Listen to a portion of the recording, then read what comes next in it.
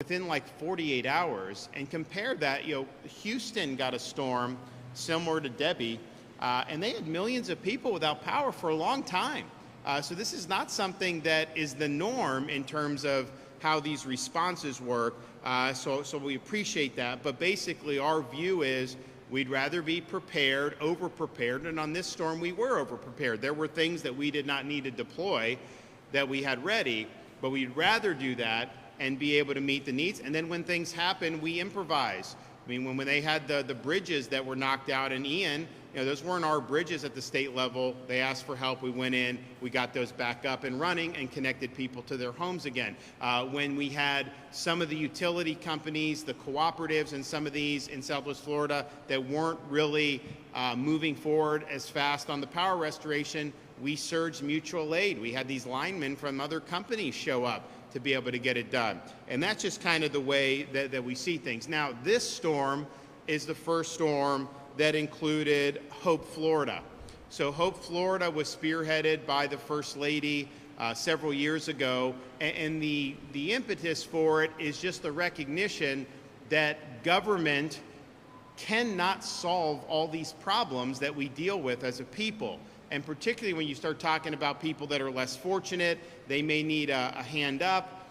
Putting people on a dependency on government is not going to lead to them being able to realize their dreams, and we've seen a lot of government bureaucracies fail. So what Hope Florida sought to do is to recognize we have all these resources throughout our communities, our churches, our charities, individual volunteers, businesses that want to help, that we can tap into.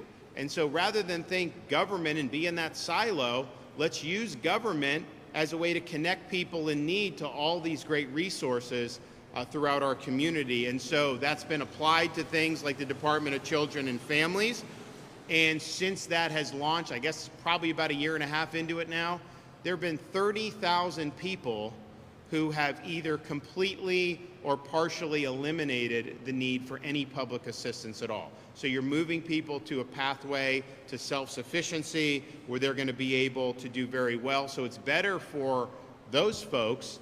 It's also better for the taxpayers. And so based on our efforts so far, Hope Florida related initiatives are projected to save taxpayers almost $1 billion over the next 10 years. Why?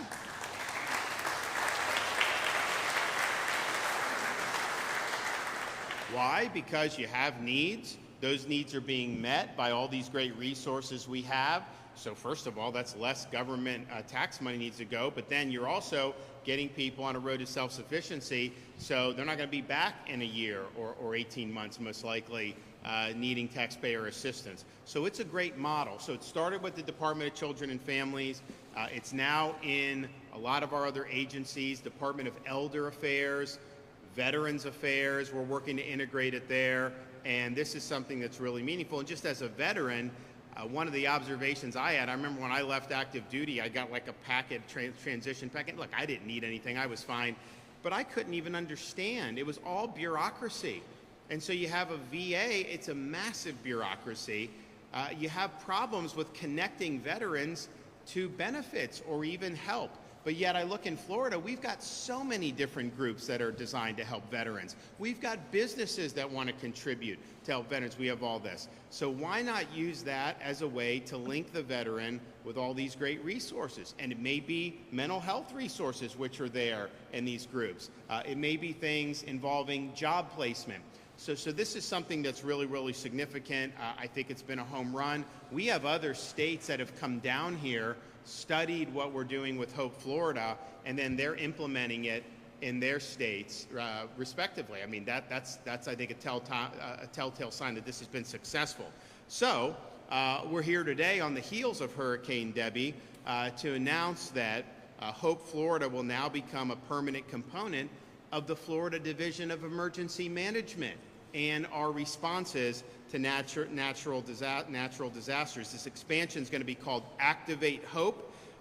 This will travel. Activate Hope will go directly to the communities impacted by the disaster to help connect Floridians with outside resources to provide food, household goods, home repairs, as more. And first of all, just those resources that will be connected are important, because what we've seen is there's a lot of resources out there. When disaster strikes, we have groups that their sole mission is to respond to disasters, some affiliated with the church, some of them other types of private initiatives, and they want to help. But one of the things that happens when disaster strikes is a lot of times people just don't know where to turn. It's confusing, it's very stressful, and so Hope Florida can really serve as a way that if you go to the Hope bus, they're going to be able to point you in the right direction. They're going to have these resources that they're going to be linked with. And I think it's going to be really, really significant. Now, we do have what's called, so one of the First Lady's insights was you had bureaucrats in like the Department of Children and Families talking about some type of maybe a TANF grant or something.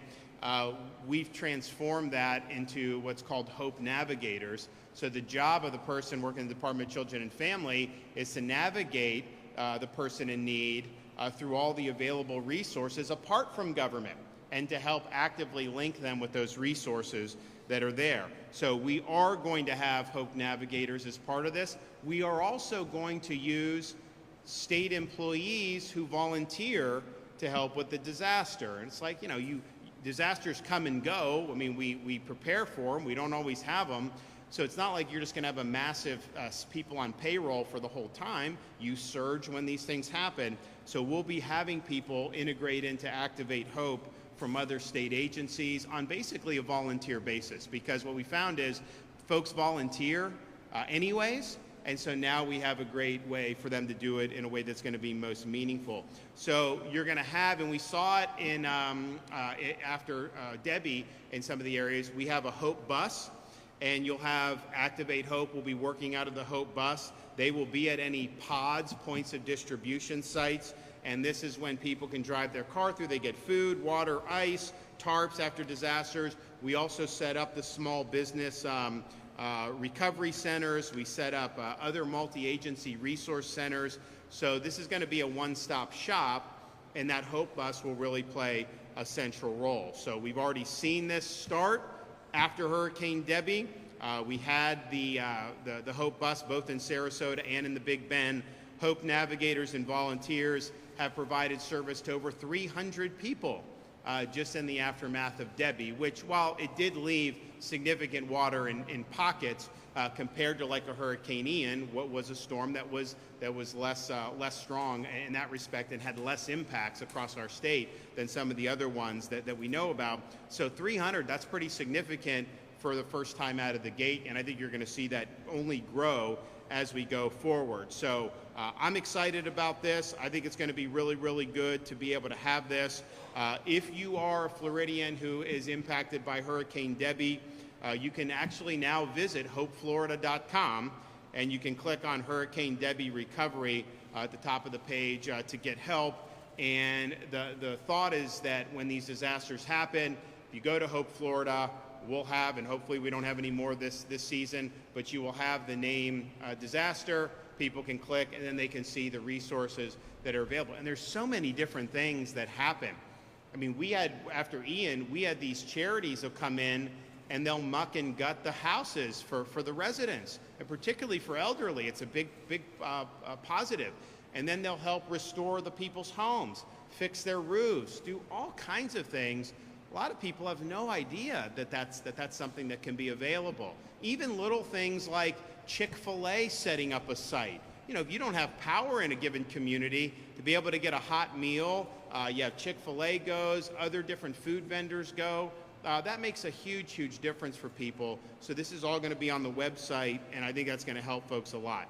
Additionally, we're also happy to announce that our new toll-free Hope line at 833-GET-HELP is active today for Floridians to call, 833-GET-HELP, and that will be something where people can be pointed in the right direction. So I'm excited about this. I think that this is a way we could easily rest on the laurels. If you look at disaster response in Florida compared to just about everywhere else, I mean, it's night and day. What Kevin and his team have done, what your local folks here in Sarasota and other parts have been able to do, really working well to be efficient and effective at doing this. And you go back and look at some of these other responses. I mean, how did New Orleans handle Katrina? How did the Louisiana handle Katrina? Not very good. How did Hurricane Andrew, when that hit in '92, it was like almost a war zone down there for a long time. You just didn't have the same level of really rapid response. And so we're doing that at the state of Florida. We're proud of that. The power restoration, I think we set a record with Ian with the fastest power restoration. It was like 3 million people in a relatively short period of time. Then Idalia last year, not quite as many, but even faster. And then I think this one was probably the fastest, right? If you look at it was in rural areas, which some of those are harder to do. So that's great, and we want to strive to do well. But it's like, okay, you don't just rest on that. How can you do better? And I think one of the things that we've seen is just people are confused when these disasters strike. They don't always know where to turn. Well, Activate Hope is really gonna help remedy that, and Activate Hope is going to be something where people know you find that hope bus. It's not just about what that particular part of state government can do. Far from it. That is the kind of node that is connected to all these different other areas, and I think it's going to really be a force multiplier for Kevin and his team. I mean, Kevin has handled a lot of this, quite frankly, himself in his agency, but really, he shouldn't have to be navigating, where the barbecue is going to go in Madison County versus where this is going somewhere else, or how many. Let's get this under this umbrella and be able to provide people with a menu of options to be able to help them when they're in need. So I want to thank the First Lady. I want to thank Siobhan Harris. I want to thank Kevin Guthrie for really integrating this thoughtfully in a way that's really going to make an impact. And so with that, I'm pleased to introduce the star of the show herself, my wife.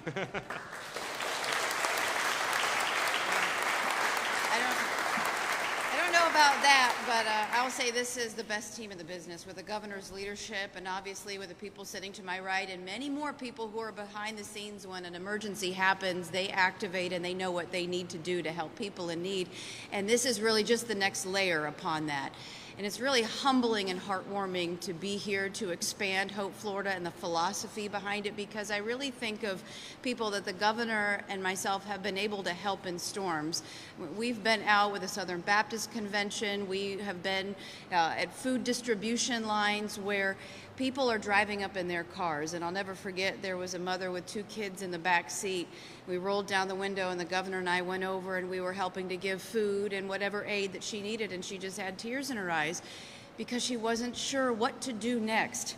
Her home had flooding, there was mold, there wasn't electricity at the time, although as they were getting the restoration up and faster than anybody else, but she was just uncertain of what to do next.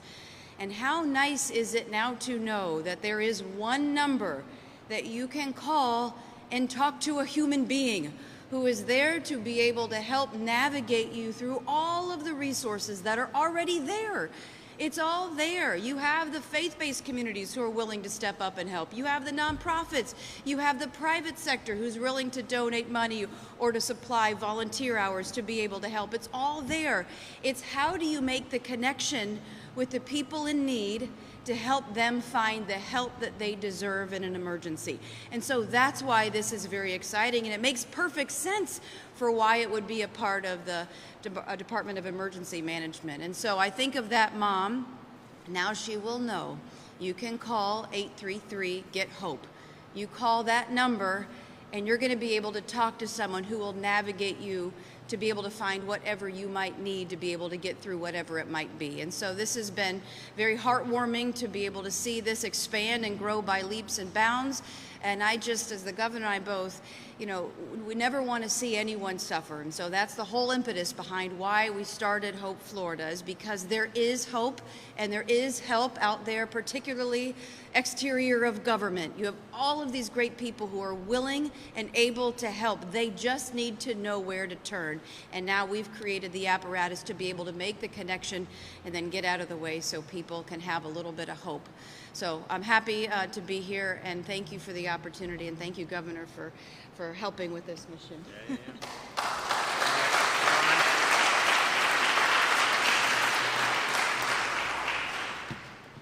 Good morning, everyone. I'm so honored to be here with Governor DeSantis, First Lady Casey DeSantis, Director Guthrie, and local leaders for this exciting Hope Florida announcement.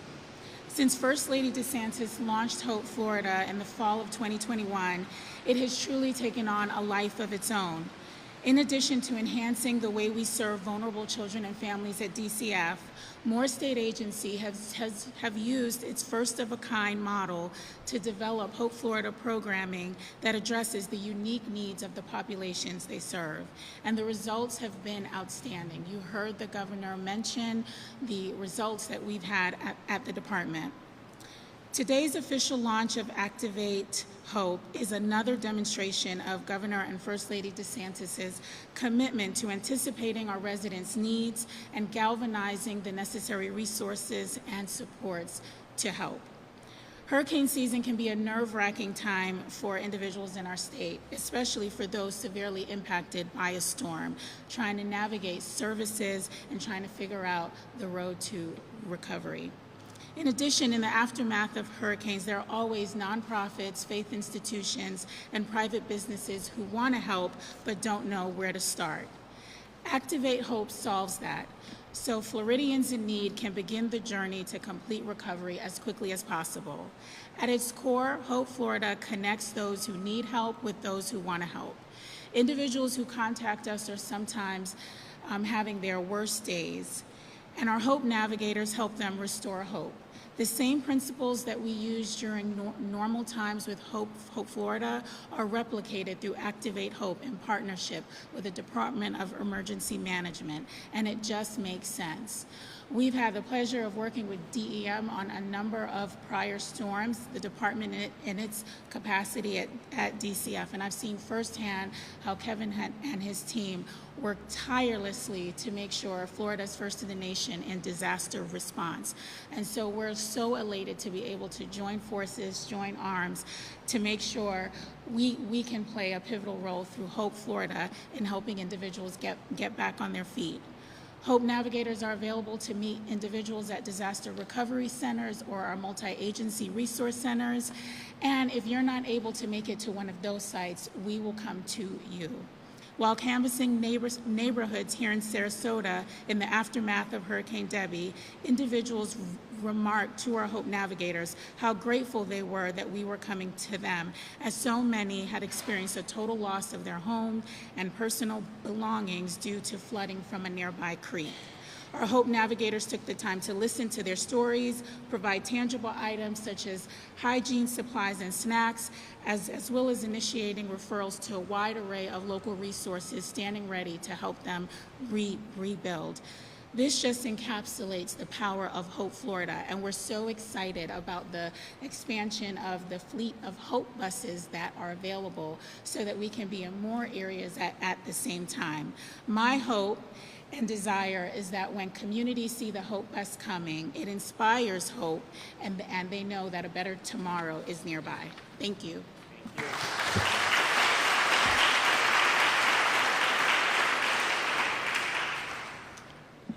Hello, everyone. Good morning, and thank you for having me here. My name is Kevin Guthrie. I'm the Executive Director of the Florida Division of Emergency Management. The agency and the State Emergency Response Team have been a part of numerous response and recovery efforts for all kinds of disasters and situations that impact the great state of Florida. Each storm is very different. Each response and recovery effort is very different and unique, meaning that we at the state level must be prepared for absolutely anything and everything.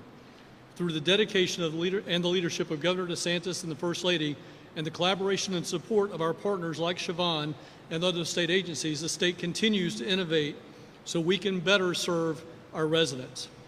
FDM's collaboration with Hope Florida is another useful tool in our toolkit that allows us to reach more survivors who need help and find ways to connect them with the services and resources faster than ever before. In response to Hurricane Debbie, the State Emergency Response Team has completed over 1,200 missions, which involved assisting counties in obtaining vital resources for their residents, deploying state resources such as food and water, and managing flooding in impacted areas. This addition of Activate Hope to our response and recovery efforts has made it easier to connect survivors across broad regions with varying needs to recovery resources. As the First Lady and I were talking on the plane down here today, it's just simple. One simple number, 833-GET-HOPE. Go to the Hope Florida website at hopeflorida.com. It's just a one-stop shop to get everything you need. Don't worry about navigating everything else that's out there. Just go to the one location that has everything. When Floridians need disaster-specific resources, they can go to Activate Hope form. They can go to the Activate Hope forum. Our FDM Unmet Needs team is proud to be a partner and a part of that process to assist them and connect them with the resources that we have. I'm happy to continue this partnership and to continue the innovative ways to better serve our residents. I want to thank the First Lady and Governor DeSantis for always thinking of ways to proactively connect with our residents to build a much more resilient Florida. I want to thank Siobhan and the many CERT agencies that help us out with this, with Hope Florida. It's not just 1 and 2 agencies, it is a host of about 30 agencies that get this done. And you might ask, well, what's happening right now? Well, right now, through Hope Florida, we have businesses and volunteer organizations like the Rotary, United Methodist, the Church of God, the Mennonites, Baptist, Plain Compassion Crisis Response, Faith Responders, Samaritan's Purse, and Nehama, who are right here inside of Sarasota and Manatee counties, providing muck and gut services and other services to help people get back on their feet. As we continue to support the recovery of those affected by Hurricane Debbie, I encourage everyone still needing assistance to utilize the resources like Activate Hope and Hope Florida. If you need information on updates as to what the division is doing, you can certainly go to floridadisaster.org/updates. But I would be remiss if I didn't take the opportunity as I'm sitting here today to say we are entering the peak weeks of hurricane season. They are upon us. As tropical cyclones may develop over the next 4 to 6, even 8 weeks, I want to remind everybody to stay vigilant and stay prepared. As the governor has said from this podium and many podiums before, we prepare for the worst and we hope for the best. But we will be prepared. Don't worry about that. You can download our 2024 hurricane guide at floridadisaster.org/guide. And also remember that this Saturday, August 24th through Friday, September the 6th, is another historic policy from the legislature and the governor, another disaster preparedness tax holiday that you can go out and restock or stock for disaster items. Again, Governor, thank you for your leadership. First Lady, thank you for your leadership. Thank you for all you're doing for the division and all of us at the State Emergency Response Team.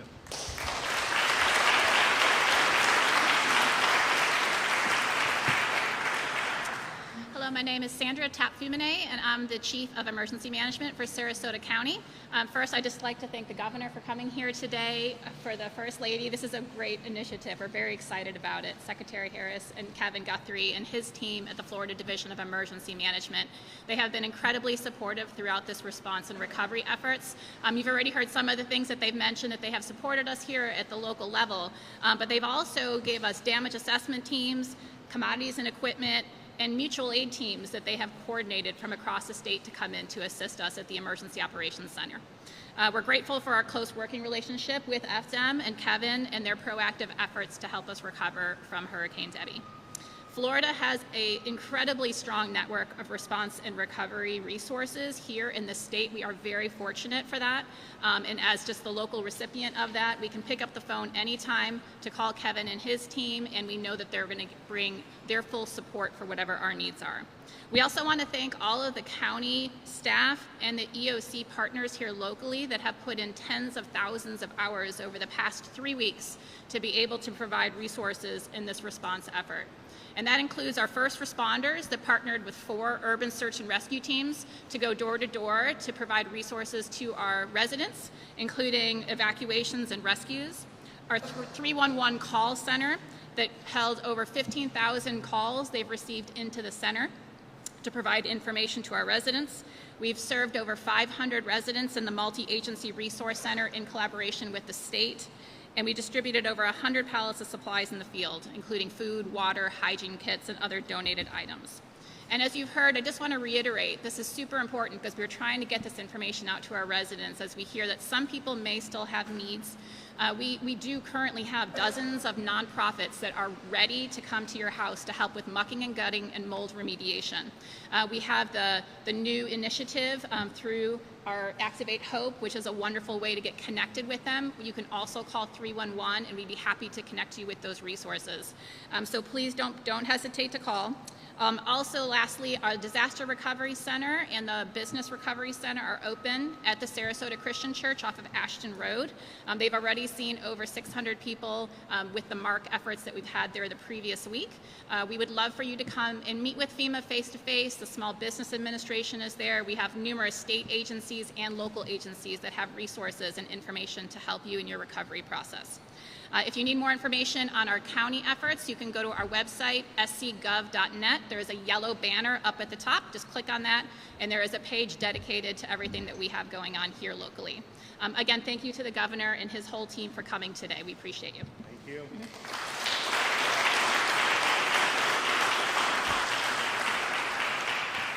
And so Kevin mentioned the disaster preparedness tax holiday. It's a way to get the supplies you need and save some money. It's the second tranche of this. We had one before the start of hurricane season, or just as hurricane season was starting. And if you look out into the Atlantic right now, it's very calm. We don't see anything. But, you know, as Kevin said, we're right now, from now until probably the first week of October, historically, if you look at how these storms, it's usually in that time. Doesn't mean you can't get one before. It doesn't mean you can't. We got one in November a couple years ago, not as strong as the ones that typically come in August, September, early October. So just be prepared. And because it's calm now, that does not mean 2 weeks from now, Kevin and I aren't going to be at the Emergency Operations Center warning people we may have a storm. We might. And so you just got to be prepared. So I found that you know, if you have some of these things that you just have, and if you don't use them one season, you got to, whether it's the batteries, whether it's some of the other stuff that people want to see, do it. And we're happy to be able to deliver that relief to Floridians, and we'll continue to be pushing for that. I also just want to say, because I haven't you know, done one of these since Friday, but Florida, we're ranked #1 economy by CNBC 2 years in a row in all 50 states. If you look, we have a massive budget surplus. Since I became governor, if you take all the debt the state accumulated from the 1840s to the present, we've retired 36% of that just in the last 5.5 years. We're on our way to retiring over half of the state's historical debt just in the period where I'm in office. And so the legislature put in more money for the accelerated debt repayment. We can repay it cheaper, save taxpayers even more money, and we're proud of that. We're proud of all the tax relief we've done. We're proud of what we've done for education, raising teacher pay, proud of supporting police and firefighters. I mean, we did for a few years, we were able to do a $1,000 bonus for every firefighter and police officer in the state of Florida. We have $5,000 bonuses for new police that are coming in and joining the force, particularly those from other states where they're not treated well.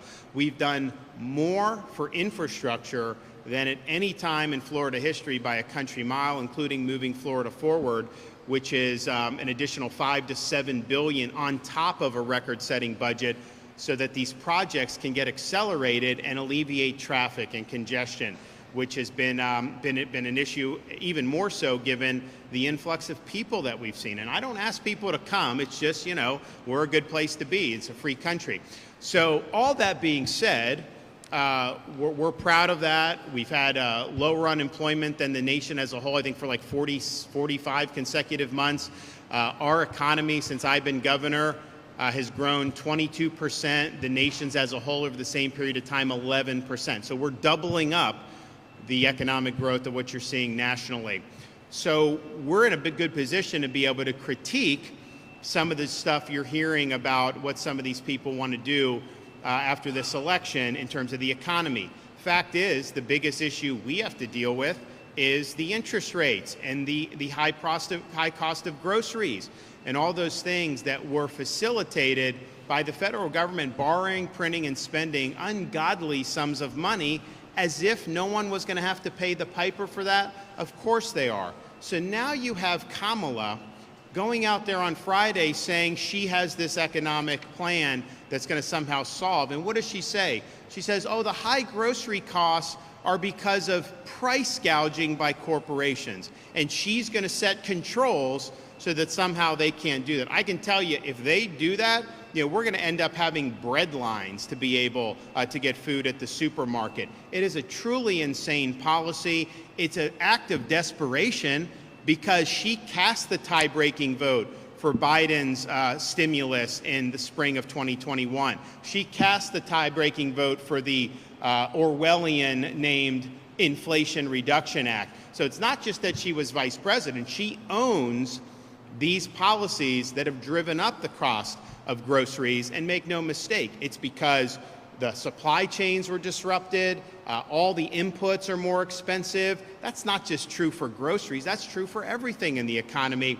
So that price control is a joke. And even when you have liberal media saying that it's a joke, because she's gotten fawning coverage since they did the old switcheroo. So that's really, really bad. It will not work. And it's almost like you have a fire, and you're going to have the arsonist go in to put out the fire? That's essentially what that means. It doesn't make any sense.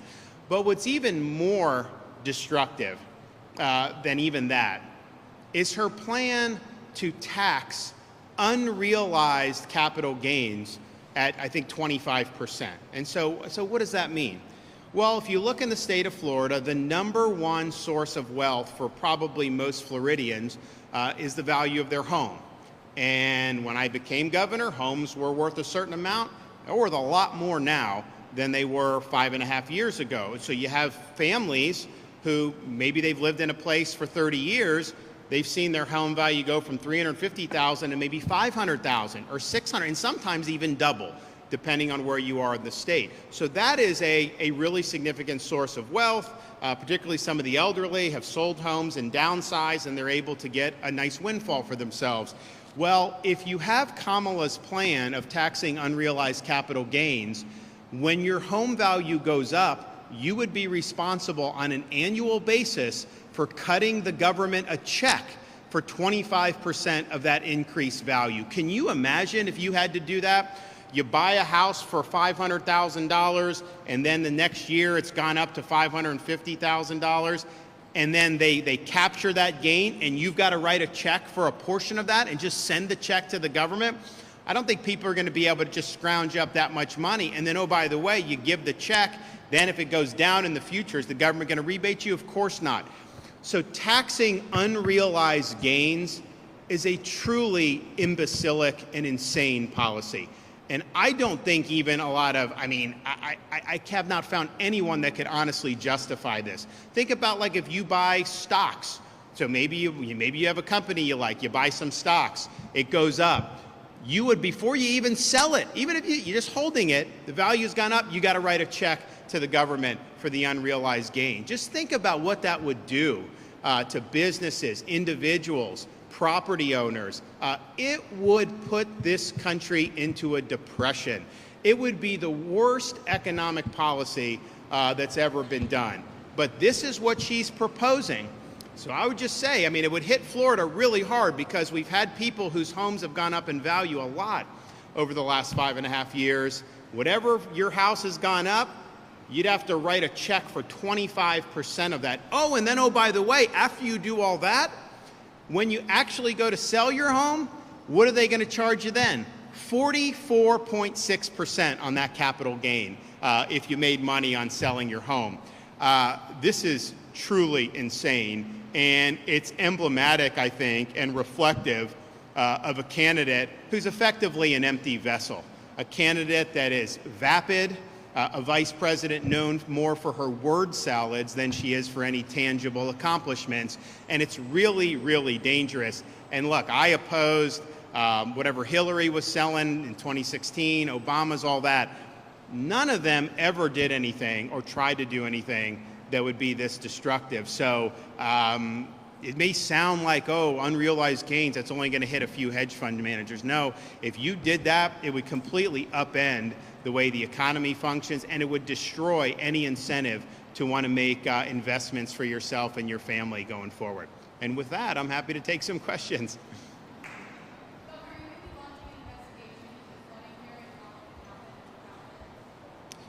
So about the flooding here, so people said I mean, like, look, you guys have your local government here. You have people in the legislature. I've heard, like, have them do something, right?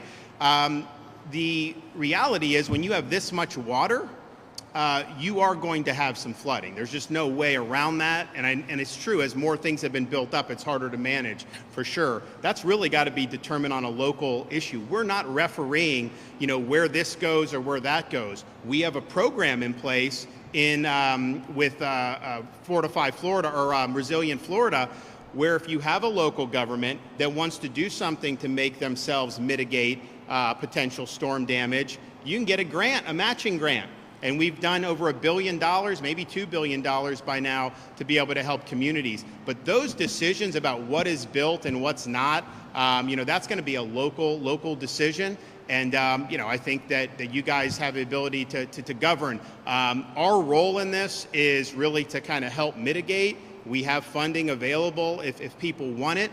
But you have had people in local government that have made decisions, right? You just had an election. I know some of these issues are hot, so the voters will be able to make those determinations.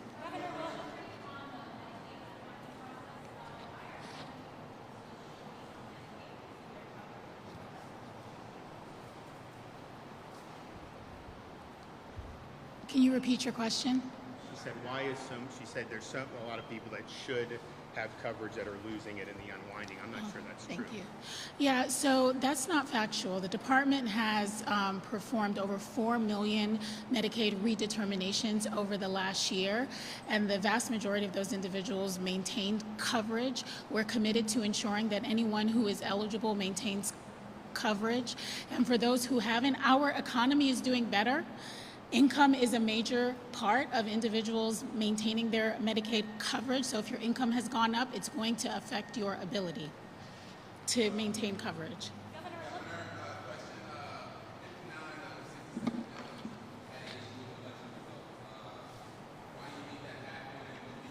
Well, I'm not familiar with what kind of issues. What's that? Okay, yeah, I would ask Cord Bird that. I mean, I wasn't necessarily aware of that. I mean, we've obviously done very well in the last couple of elections. If they're not getting it out, then that's something that they need to remedy that. I don't know if it was a website issue or whatever. I think that at least what I saw the results, but we have 67 counties, and it may have been different. So we'll get an answer for that for you, and I know Cord will press the issue, because one of the things that Florida stands apart from in the rest of this country is you actually have the results, usually by like 9 o'clock on election night. And that's good. That's confidence inspiring. There's not time for tomfoolery. You just have, how many people voted, you produce the results, everyone moves on and they accept the outcome. When it takes a long time, when you have votes coming in late, that is not the way to do business. And so hopefully it was just a website thing. Sometimes that happens, but we want to make sure that for the general election it's good. So Cord will certainly look at that as Secretary of State. He's done a really good job. And we do take pride in having quick results, because I think that California takes weeks to be able to determine who won an election. And that's just unacceptable. That's not inspiring. Oh, right here. There you go ahead.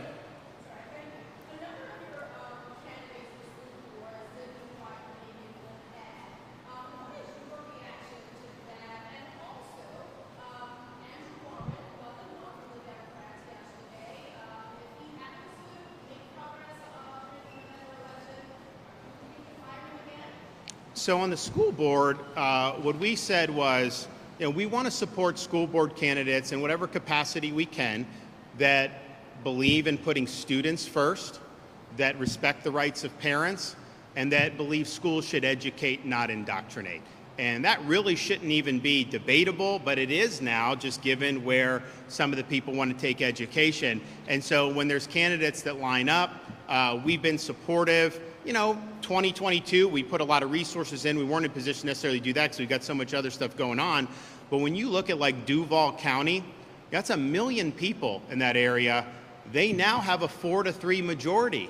A majority of the school board in Duval County, which Joe Biden won in 2020, has school board members that believe in putting students first, that believe in protecting the rights of parents, and that believe in education, not indoctrination. That adds to what was done in Sarasota in 2022, what we've seen progress in Lee, Brevard County, even Miami-Dade. So there's no other state in the country where you have counties, areas of that size, where you've seen those candidates win and win consistently. Now, yesterday, you're going into like some of these areas that Republicans have never been competitive in, like in the heart of Tampa, some of these other places. But my view is you need to field candidates and run them all the way across the board. You shouldn't be seeding any of these elections. And what's happened, I think, over the years, and we worked to counteract that in 22. I think there was an imbalance again just last night. Is the school unions,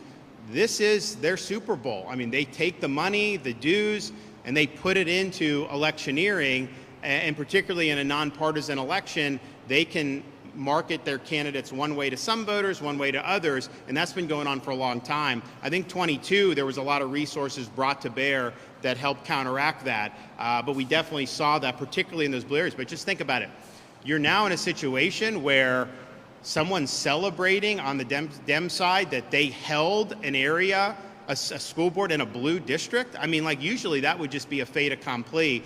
So if you look at the movement throughout Florida over the last several years, you have way, way more people on school boards that will put the students first, that do believe in parents' rights, and are not going to use the schools to indoctrinate. And that's really, I think, going to be the secret to continued success in education. And oh, by the way, we're #1 in education 2 years in a row by U.S. News and World Report. That was not true in the state of Florida 20 or 30 years ago. It is true now. So this is something that's really, really significant. And but ultimately, there was a lot of candidates that won in 22. There were some that won in really significant races like Duval. Ultimately, these candidates that won really put in a lot of effort, and they should get the credit. We were helpful, I think, as much as we could be. Probably more so 2 years ago, but all these candidates work really hard, and it's important, and especially when you have an uphill battle. You got to do it, and you're usually not going to win those the first time out. But what I found, just as a former baseball player, you don't swing, you're not going to hit a home run. So you got to swing and you got to be in the game. So I think you're going to see some of those races where some of the candidates that were standing for parents' rights, standing for student achievement, some of them that came up short, that's going to be something they can build on for future election cycles. And so ultimately, I think I'm optimistic, and particularly if you look at where we were 4 or 5 years ago versus where we are now, there's much more interest on these school boards in protecting the rights of parents. There's much more interest than ever in saying the students should come first, not a school union. And then, of course, the issue that's been around the country that, these schools need to educate. Have the classical mission of a school, don't try to go in these other areas. I haven't seen, there's a state attorney there that I think's done really well. I think all the law enforcement are likely going to be supporting Susie. A lot of those people came to me and were the ones that really complained about Warren's dereliction of duty. So I think that'll work itself out. I don't think that's going to be an issue. Yes, ma'am. Governor DeSantis, there's so many people who are hurting in pockets of Manatee, Sarasota counties from the flooding. Will Florida be able to really get them the funds? Because some of these people are looking at $150,000 or something more. So Hope Florida in and of itself is not going to get. What it'll be is that is part of the way to connect those people in need. So for example, we turned on the home repair program. So this is a program that I started after Hurricane Ian. And what we do is we bring in supplies. So we will buy supplies and we get a good deal from Home Depot wherever we go. Do we do Home Depot this time? And Lowe's. And we get it. But then these groups come in and their job and their mission is to fix homes. So we get them what they need, and then they provide the labor to go in and fix people's homes. And so we've seen that done throughout, particularly in Southwest Florida. So you're going to have an ability to do that. We also got approved for individual assistance. Now that's through FEMA. That's the Hope Florida is not going to be able to solve the inefficiencies of the federal government. I think it's done a lot. It isn't going to be able to do that. But you do have individual assistance now turned on for FEMA. Kevin also has that we started our own temporary trailer program, because what you had was you had people in these areas that FEMA, first of all, it would take forever for FEMA to get them temporary housing, but then they'd want to put them in a trailer park. Well, a lot of people don't want to live in that because you have all these things put in, and it's just not normal life. So they rather have the trailer on their property while they rehab it. Makes total sense. So Kevin, and we started this program, he got the trailers on there much earlier than has ever been done. He's got that available. Now, I don't know how much the demand for that has been, but we're standing by to be able to help. So I think that there's a lot of resources out there. I think that while there was significant damage, the damage was contained in pockets around the state rather than the big sweep that we saw with Ian, where it just poured through the entire middle part, southwest all the way middle part of the state. And so HOPE will be connecting people to those types of resources. Now, HOPE does have a charitable arm. There may be opportunities to do some grants, but I don't think that ultimately is going to be really what HOPE is moving the needle on. I think HOPE's going to move the needle on making sure people know. I mean, we would go to different places. I remember after Ian, someone needed internet, and like you had like a little business area. The companies were telling them it's going to take a long time. So we bring in Elon Musk's Starlink and just drop it there, and guess what? They had internet on the strip of businesses that would be able to do it. Well, if you tell HOPE that you don't have internet, your business can't get up, HOPE is likely going to have that. And we have Starlink available too. I think most of that was probably worked out. It seems the connectivity happened pretty good. I think it's mostly the damage from the flooding, and I think the damage from some of the other rising water that we're going to really have to contend with. All right, it's been great to see you guys. God bless, and let's get it done with all this HOPE Florida. Thank you.